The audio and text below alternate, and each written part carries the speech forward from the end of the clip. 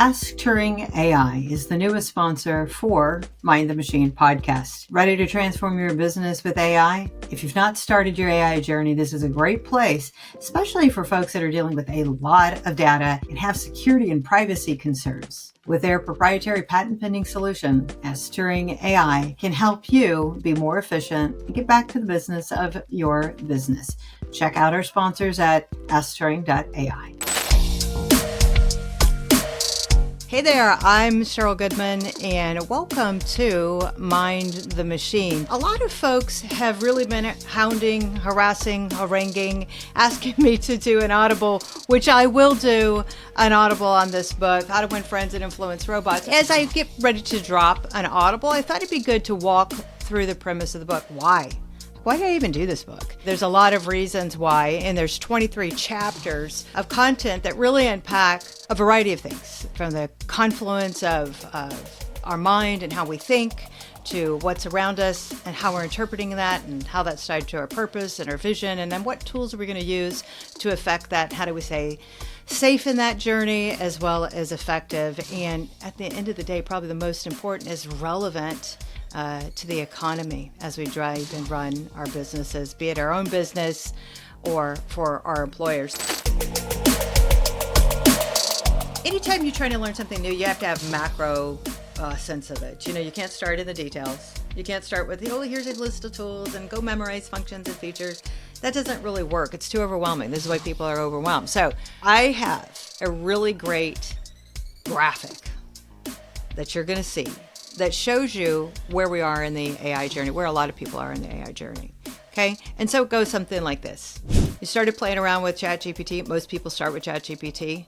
I'm going to give you a lot of other choices, but you start playing around with, insert your large language model here, whatever tool you like, and you're just floored. You're excited. You're like, this is great. This is amazing. You stay up all night. You create stupid haikus for the work refrigerator about molding, whispering or something. I don't know. You do something fun, right? And then you're like, man, this is really fun. And then it starts to wane because you're like, I'm not really saving money. I'm not really saving time. I've generated a whole lot of crap. I mean, it's fun crap. I send it to my friends at night and they laugh. They think I'm entertaining, but I haven't experienced that efficiency gain that everyone's talking about. So that's where most people are. I'm going to call that the what the heck phase. And so we need to get you out of the what the heck phase. The next journey up is prompting. And, prompting is programming, right? And so I really go through how to make it so easy for you to get really, really good results, because you want AI to be your strategic partner. It is as capable as the best of the best interns, right? Drinks less coffee, has less hangovers, but very, very good. No shade to my San Diego State interns when I just said that. The next journey is providing context, right? So just quickly, hey, I act as if you were a podcaster and you're writing a script for the show and you want to talk about XYZ. Make sure that you list all these things alphabetically. Make sure that, you insert all of your requirements to this. You will not exhaust these systems. And so if you can start very comprehensively with the end in mind, and I even tell in my workshops, write it out. Like even before you park your butt in your seat and you start pecking it out, write it out. Or in the case of perplexity, talk it out. Chat it out. A lot of these now have voice things. But if you're rambling into these prompts, you're not going to get much. So be as explicit as you would with a human and learn those prompts, right? So that's where we get you. That's your first level up. Then providing context. And then I want you to start uploading files. Because this is where you're really going to say, oh my gosh, okay, I have my mail list and I need to organize these by geographic region, or I have this by demographics. If you are collecting data, and by the way, if you're not, this is the promise and the fulfillment of really using AI in a smart way, is collecting data. You have to collect your own data, right? Next one up is advanced prompting, which is exactly as it sounds. And you could do some really amazing things that will blow your mind. But then the final pinnacle is workflow. And it's kind of a lame corporate word. Oh, what's your workflow? you know, but it really is. Where do you start? What do you do when you wake up in the morning? Do you lay in bed and you answer your emails like that? I hope not. That's pretty dysfunctional. You need to get outside, drink some water, have some coffee, walk your dog first. Or do you go straight to your PC, your Mac, whatever, and you go straight into your email client? Or do you go straight to Google? Well, if you do, stop doing that. Find your large language model, make it your homepage, and start there. And I promise you, you're going to start to see those efficiencies. So that's really what's happening on the workflows. The real key here, though, is learning how to learn AI. And, that sounds like, what are you talking about? But what I'm saying is anytime you go to learn something new, do not abandon it. Not only is this a new skill set, think about it like a capability, like riding a bike, or what's another good one? Anything that requires coordinated commitment over time, right? So that's how you have to think about this. This is not memorizing tools and tips and tricks and all that stuff. Because if you were like me in the early days, you subscribed to AI of the day and then you downloaded everything. And next thing you know, you're spending $1,200 a month for a bunch of garbage that is really terrible. So you just need to be more intentional about it. So second lesson, don't overcommit financially. Don't do that. Don't subscribe to all this stuff. Pick two. I have a full list in the back of the book. Pick two. I'm a big fan of Perplexity because it's limits the hallucinations. And I think they're doing amazing things as far as being built not as a search engine, but as an answer engine with sources. And on top of that, it's got the voice capability. On top of that, the app is really great. There's so many fantastic things. And then finally, have yourself a formalized learning schedule. So it's just like working out. Muscles don't just grow. You have to go spend some time with it. Hence, this is why I want you to do your workflow. Get your workflow, start out on the large language model of your choice. And then finally, I just say each business has different efficiency goals or gains, right? The person who's going to win at AI and is going to be most efficient is someone that really understands their business and really understands where the inefficiencies are. And that's where success is going to be had. So those are my tips on learning how to learn AI. So you might be asking yourself, well, you said prompting and then you said advanced prompting. What did you mean? Well, here's the test. Beginner. You are a beginner if you have a surface level understanding of AI. You can spell AI. That's a start. You can do basic tasks, right? Poems, whatnot. But you're relying on trial and error. If you're relying on trial and error and you're like, sometimes you get something of value, sometimes you don't, you're a beginner. If you're advanced, you have a deep understanding of AI. And again, this is how large language models work. And again, not deeply, but just from a foundational standpoint. There's three main concepts behind how they work. And these are concepts that anyone can learn. I promise you, anyone can follow these concepts. But you can accomplish complex tasks through your prompting, and you get strategic results. Now, let me give you an example of a strategic result. I have a board that I sit on, and there is a particularly grumpy individual board member. And so what I do before I go to have my slides, I share my slides, I anonymize my content, but I upload it. And I say, act as if you are a cranky board member who is critical, and what I miss on my proposal that covers XYZ.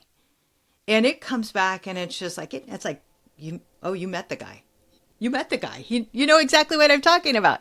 So it's using these models in ways that actually help you, and in ways that maybe you would call your mentor and say, oh my God, would you please look at my deck? Would you please take a look at my paper or whatever? What did I miss? And then finally ask it, what did I miss? What else should I be thinking about? Right? And I'll just say this, there are 6 elements to a good prompt. Okay. And I'm going to leave you with this. This will be my last thought. It is your task description.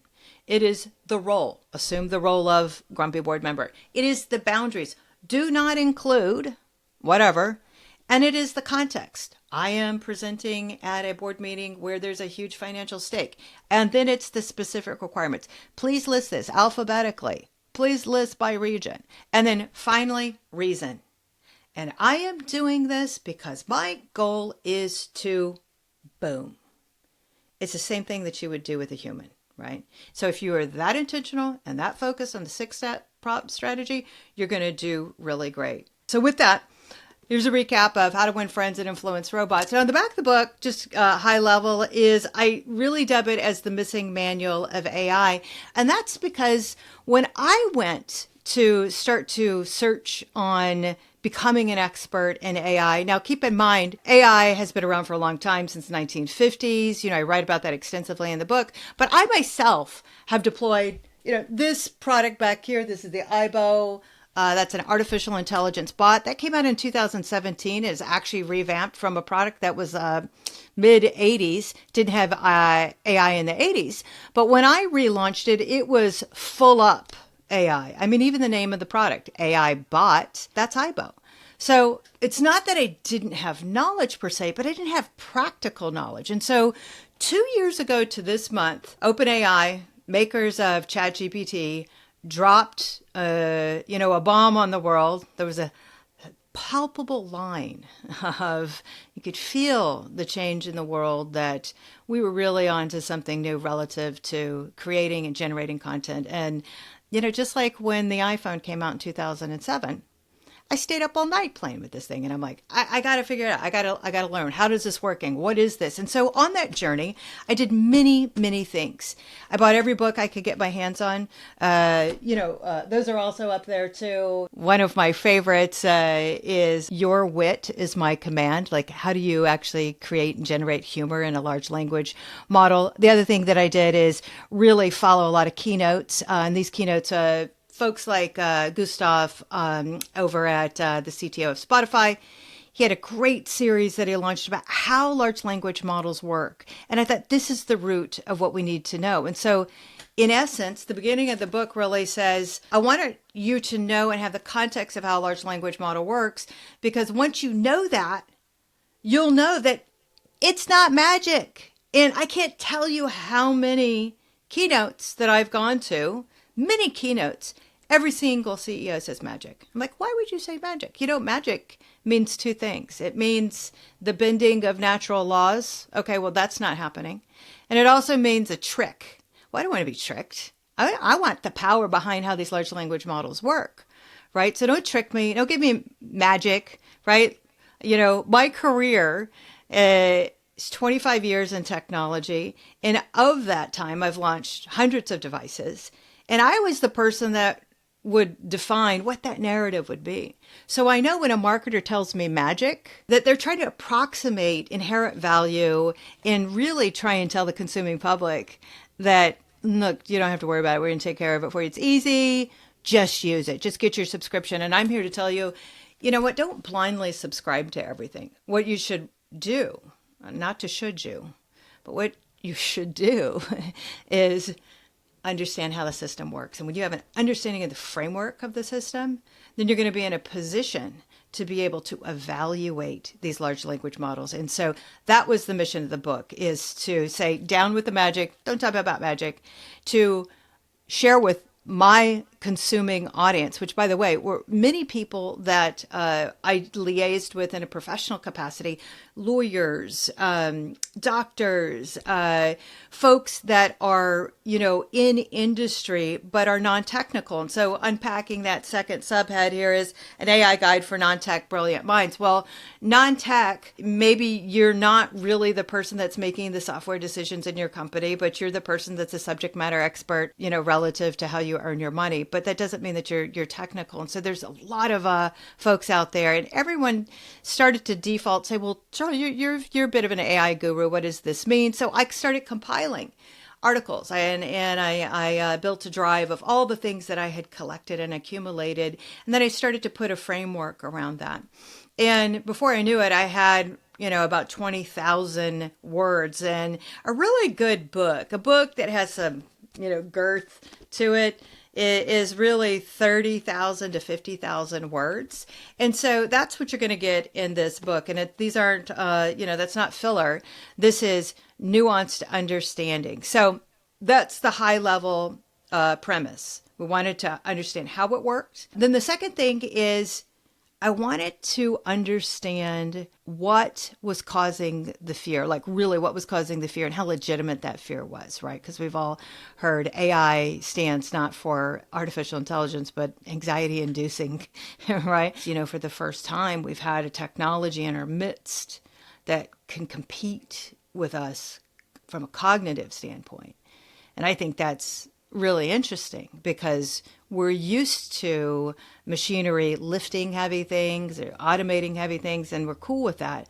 But the second that it starts to replace cognition, what makes us who we are, our mind, our thought, that's a little disturbing. And that's what's really this fear that folks were really, that I started to really get from folks when I started talking to them, like, I don't want to be replaced. Well, I don't think you're going to be replaced. And so while I talk a lot about fear, this ultimately is a good news book. I run a company called findgood.tech. It's very much tied to the book in the sense that if you want to find good, you have to be intentional about it, right? Anyone can find a problem, right? So finding the good. So yes, I talk about the fears. We talk about, and when I say we, it's me and a team of folks that I elicited to support in this book. You'll see in the back of the book, industry experts, industry analysts, Bob O'Donnell from Tech Analysis, Dr. Andrea Yoda-Clark from Accenture, Milken University, UCSD, SDSU, every institution that I thought would have some insight to this journey. I interviewed. So the back pages are filled with references and resources for people that really also have a right to guide. And so we collectively and in community really sought to make this as easy and digestible as possible. Because I think that is really what we're dealing with is myths, but then also how accessible is it? How easy it is it to digest? And that's the other thing. When you come from the world that I lived in the last 25 years, I'll just recap it really quickly, right? Okay, mp3.com was my first tech job. That was after working in the newsroom at a CBS affiliate. And at that point, it was literally my first election was the 2000 election. And at that point, computers were just in the newsroom. There was no YouTube. I know, can you believe that? There was no Google. And, I was told that I wouldn't last because no one would watch news on a computer. Well, prove them wrong. So with that context, and then into mp3.com, where I saw that huge rise of economic wealth generation and the dot-com boom and how we, for the first time, had connected consumers to what they wanted. And in the case of mp3.com, that was an mp3 file, an audio file. And millions of people were connected in very short order, and that business sold in less than a year for $400 million. So we're at the same point. And from mp3.com to continue on that journey, went to Qualcomm, worked there for 10 years, from 2G, 3G, 4G, display products, really on deep tech. And at that time, that's when machine learning really started to be part of the vernacular and dialogue and this automation. So again, this has been around for a long time, but as a consumer, we weren't really going to experience it. We weren't in a mindset to really understand how this applied to our life. The first instances where AI was applied to our life was really things like auto predict. When you're typing your email and it's like, oh, I think he's going to say the next word there. And this is what he's going to. That's really this automation, right? So these were the early days of that. And this is a really important proof of predictive analytics is this predicting of the next word, because that's in a very simple form what's happening in these large language models, right? And so anyway, from Qualcomm, then I, for a brief period, ran an organization called Athena, CEO of that STEM organization, and then was shortly after that recruited over to Sony, where my whole charter and charge was to develop the innovation narrative, because Sony as a company, at that point, was 72-year-old company, Japanese multinational, employs 130,000 people. When people hear the word Sony, they think of, hey, didn't they get hacked by the Korean company and all these terrible emails were leaked? And I think they invented the Walkman. That's not what you want, right? So I was recruited to develop and support the innovation narrative. And as it turns out, Sony is a phenomenal company, as I came to really learn, and which hadn't been on my radar prior to being an employee, is the best in audio, the best in visual, 100% market share in TVs. And that was predating certainly my time. But really, audio, visual, Sony literally means Sonos, audio. But what a lot of folks didn't know is their dominance in sensors. And sensors sense, right? So sensors sense. And then when sensors are sensing, they're sensing information, data, biometrics, all of this information, and it's core to all of the electronics that we use. And you pair that up with something like a Qualcomm, where you have other semiconductors. This is what we're talking about. This hardware that is now being married to software, and that is being married to AI, to affect a confluence of these three types of innovations that have made it enabled us to participate in an AI economy. And as phenomenal as it is a little scary when we see robots, maybe not the dog's super cute, but it is a little scary when you start to see Optimus Prime folding your clothes. Like, I'm all down for robots folding my clothes, of course, but what else are they going to do? So the fear is a big chapter in the book, and I articulate all of the myths. Another thing I do in this book relative to myths is really curate the leaders in the space on their thoughts. Folks like Jan LeCun at Meta, right? And he has a really interesting view. I really am aligned to his point. And his point very loosely is this. By the book, you can read all about it. And by the way, I put lots of graphics in there, lots of images, and so you can follow along.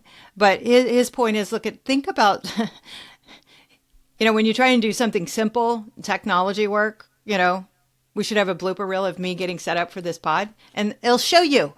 Nothing works in the first time, right? Nothing. So I can't even imagine world domination, because probably the battery would die right before the robot was about to kill me, right? Or something would happen, right? So there's so many things that have to be lined up in perfect alignment for this to be a reality. And I'm not saying that it can't happen, but I do take the reader back to the 1950s to really say, actually, I go to the 1300s, because when you think about mechanized machine, the very first thing was the loom, the jacquard loom, building sweaters, creating sweaters, right? That was this mechanized. And then you went on, and really it was the 1950s where a lot of this started to develop. And let me tell you this, is the story behind artificial intelligence launching was the Dartmouth University was a summer conference.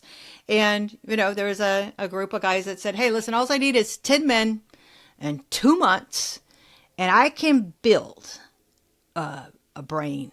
I can build what I'm going to call artificial intelligence. And that term was selected because it incites fear, right? Intelligence, what? It's artificial. Wait, what? I feel like I'm going to be replaced here. It was designed to create fear to get a grant. And it worked, because they did indeed get that grant. And we are where we are today as a result of trying to mechanize cognition.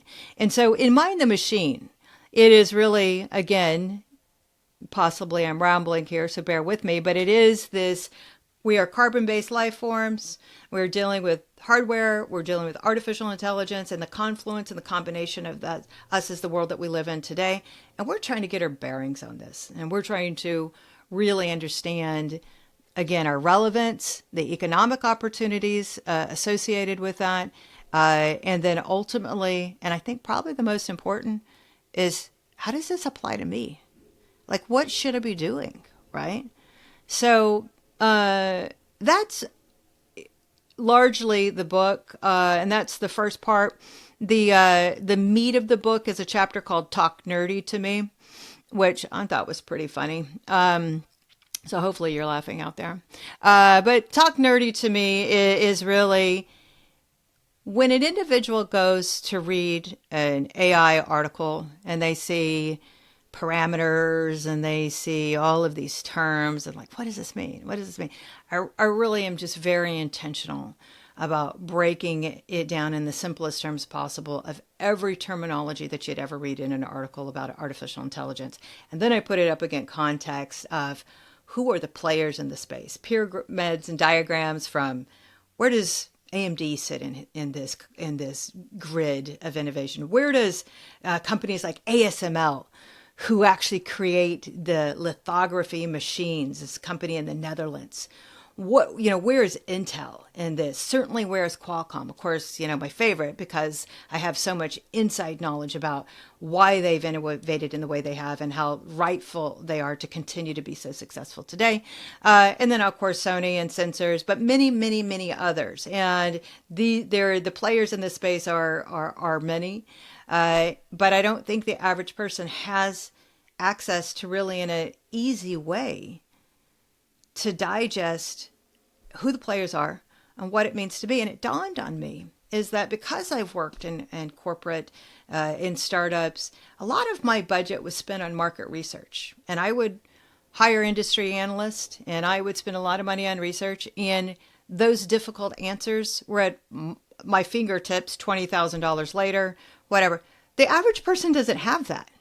So how would you possibly come to understand where you are, or where your kid that's about ready to go to college, or where your spouse that just got laid off, where they live in the AI age, what they should be doing? How could you possibly? And this is where I said, I got to do this. I got to build this book, and I got to build it from the perspective that I've built anything else in my past life, whether it's a white paper, breaking down, future opportunities and technologies. And I've authored many white papers. I'm like, I can do this. How hard could it be? Well, it turns out that publishing a book is an annoying, broken systems, desperate for innovation. Maybe that'll be my next startup. But the bottom line is it was important to me. And it was important to me that it was in print because my target market, I got a sense that a lot of people, when they're in their devices, they're leaning in, they're trying to get something done. They maybe have a little bit of anxiety, they're in work mode. But when you read, you're in lean back mode. You're like, oh, okay. And your mindset is a little different. You're more open to grasp concepts because I hypothesize that you're not being bothered by emails and you're not on a deadline. You're just leaning back, trying to really understand what is a context window? What is a token? Furthermore, what's the business model of OpenAI? How do they make their money, right? How are they using my data? How do I protect myself for them not to use my data? Now we're on the downward slope, and I'm just going to recap, put a fine point on large language models. Understanding them is the most important thing in this book, and I'm going to make it so easy for you to do. And the concept that I want you to learn, understand, embrace, and love is the weights and biases, because this is where really the data is going to have an impact not only to our society, but to how you show up in the world. So I won't belabor that any further. In the chapter, Talk Nerdy to Me. All right, 2 other things that I'm going to leave with you. And by the way, I'm hoping that when you hear this is that you send me a note. And if you think it's, confusing or I'm oversimplifying, I want to hear about it because all of this, books are dialogues. This is not, this is the Bible. I mean, it's the Bible of AI in the sense of it's an evergreen. There was no book out there that basically said, I'm going to start from the beginning. I'm going to tell you how you got here. One of my reviews was it reads like Intro to Computer Science in the sense of its comprehensiveness. But I hope it's a little bit more entertaining than that. I did throw in a few dad jokes. But back to this. 2 things, right? Okay, so we talked about all of the theoretical and the importance, the fears, the myth. Now let's get really practical because none of this matters if you can't actually deploy it. So in the back half of the book, I go through all of the top careers that are disrupted, and it's not just a sob story about what's disrupted. It's what can you do next? What can you do as a result of that? So prompts of joy. We're going through prompt engineering, right? Then we're going to go into photography and the art of creation. And believe it or not, this is probably my favorite chapter to write, because you want to talk about democratizing content. You would think that writers, artists are the most put off from this. It's not. You actually have the most to gain, because the creation is phenomenal. And I don't want to understate this, but I've really evaluated multiple different models of people who are killing it in really creative and amazing ways. So you definitely want to double click on that. But then to things from the average office to construction. That's right, construction. And, I don't know if you have seen that meme. The construction is a half constructed building. And on the side of it says, hey, finish this, ChatGPT. Get up here and finish it if you're so great, right? But the reality is it will, because not only is, with 3D modeling and drones, there are buildings actively being built today by AI. With liquid 3D modeling structures. So when we think, oh, yeah, I'm swinging a hammer, you can't disrupt me. That's not true. That's not true. I'm not saying that to freak you out either. I'm saying that you can jump in now and you can experience wealth of the disruption that anyone in the smartphone era did, anyone in the .com era. And that's really why I'm writing the book. It's not fear. It's like, get your mitts on the tools and the ideas and the concept. And let's start innovating. Let's start building. Last three professions are AI and marketing, PR, advertising. I think these were also very interesting too. As someone who was classically trained as a journalist, this is an area that is actually concerning. But again, I come up with some solutions there. And then finally, the integration of new business models from all startup levels. So I break down that there are 4 layers in AI. And within each layer, there's an opportunity for innovation. Now, some of these layers are more suited to data scientists and so forth, but there are a lot of layers that are really appropriate for, say, an expert that's an attorney, or an expert that is in mortgage, or an expert that has some nuanced vernacular on how they do their business. Because let me tell you where we are 2 years in to a generative AI world, is that generative AI is good for almost everything, but it's great for nothing. And what I'm saying is that we need to get bespoke, we need to get customized, and there's a lot of great solutions out there. One such company I want to throw out there is Ask Turing. Check them out. I think it's askturing.ai. I list tons of other companies that are really killing it in terms of really understanding how to create revenue and how to create new business models. And so I talk again about those 4 layers. I also have more than 20 many interviews with CEOs about when they look back at the early days of AI and they implement it in their companies. Again, remember, it's been around for some time.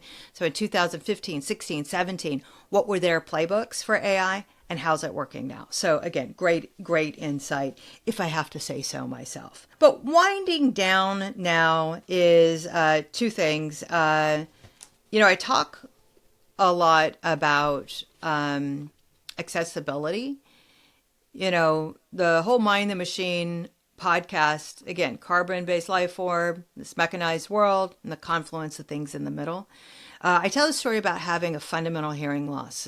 One day at Sony, I literally lost my hearing. I didn't fall or anything, but I literally lost my hearing. I just could not hear. I was sitting in a meeting with the president, and his mouth was moving, and I don't hear what he's saying. And it turns out that I had a gradual hearing loss over time. And through hearing aids, I had to wear hearing aids for a while, which, by the way, hearing aids use AI for sound modulation. That my hearing was restored literally the next day. I went and I said, I have to hear. I can't not be the head of corporate communications and not hear, right? And so I came to really understand the power of artificial intelligence and accessibility. And then the happy part of that story is that I ultimately had robotic surgery and my hearing is completely restored. So this is why I'm such a huge advocate of AI, not just in the career sense, but truly our human condition, things fail.